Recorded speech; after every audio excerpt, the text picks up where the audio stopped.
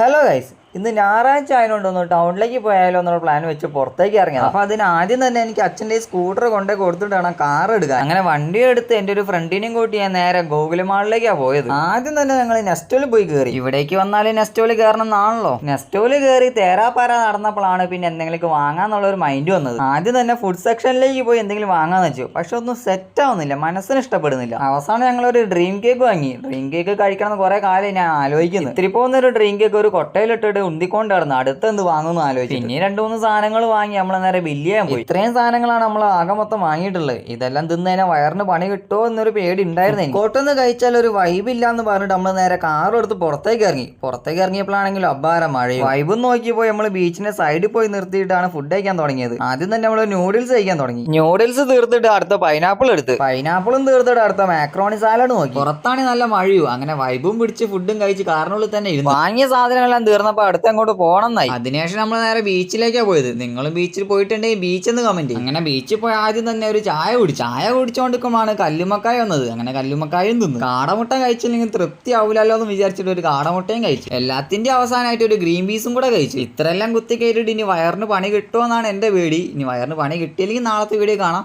By.